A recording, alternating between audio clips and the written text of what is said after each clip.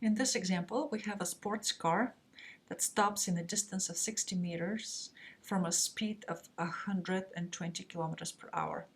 Assuming its acceleration was constant, the question is to determine its acceleration in terms of g. Here, g is the gravitational acceleration, which is 9.8 meters per second squared.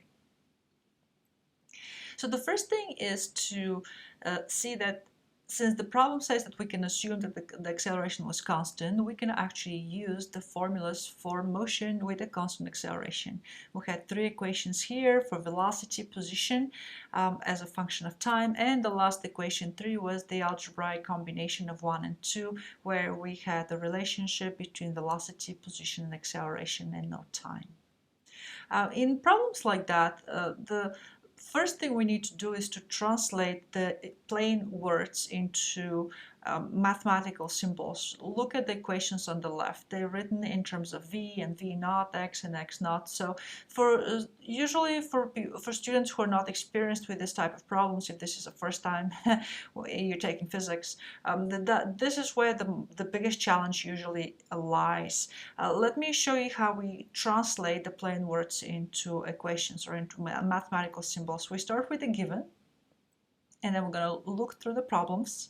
And the first thing is we notice that the problem says that the car stops in a distance of 60 meters. So what that means is, in the language of the equations, is that 60 meters will be our displacement delta x, or the difference between the final x and initial position x naught.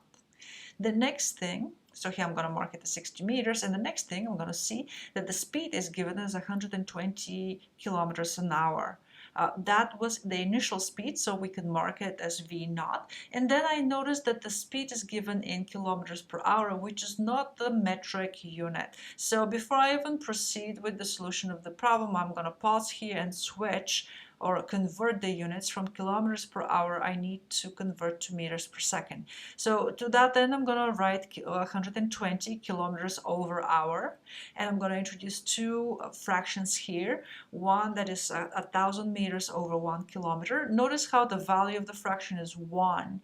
So I'm not changing anything in terms of numeric value, but I'm just changing the units. And I chose kilometer to be in the denominator because I want to cancel the kilometers in the speed. Then I need to cancel the hours. The second fraction will need to have the hour in the numerator and the seconds in the denominator. Again, not to shift the numerical value of this speed, I need to make sure that fraction also has a value of 1. And indeed, 1 hour is equal to 3,600 seconds. So the next step is to check kilometers cancel and the hours cancel. So I see that if I take the 120 multiplied by 1,000 divided by 3,600, I will actually get for the initial velocity to be 33.33 meters per second. I myself rarely actually convert any using a calculator anymore. I have at least 2 apps on my phone, and of course you can always easily hop on the internet and use those built-in converters, and in a real life situation that's what you would do. But if you find yourself taking a test and having to convert, I included the steps so you can see how we convert units. So the next thing to see is that the car actually stops. What this means is that the final velocity here will be 0. And finally, I could just say my question here is, what is the acceleration? So with the problem already translated in mathematical symbols, I'm ready to look at the equations 1, 2, and 3 and see if there's one that can give me the solution immediately.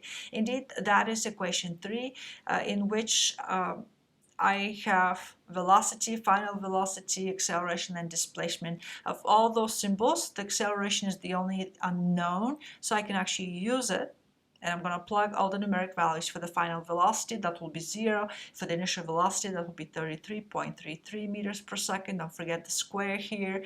Then I'll have plus 2 times the acceleration, which is the unknown in this problem, times the displacement, which is 60 meters. From here on, this is just a simple algebra. I'm going to move the 33.33 meters per second squared on the left side of the equation and divide by 2 and 60, and I see that my acceleration is going to be negative 9.257 meters per second squared. Let me pause here for a second and discuss this negative. The negative means that the acceleration is opposite to the motion, or to that original velocity of 120 kilometers per hour, which makes sense because that is how we have the car eventually stopping. If the acceleration was not opposing the motion, the car would never stop. We would not see that slowing down process. The second thing that we need to go back and check is that the problem asked us to not simply find acceleration, but to find it in terms of g.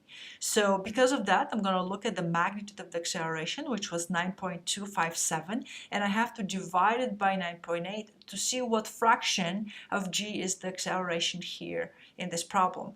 It turns out to be 0.94 g.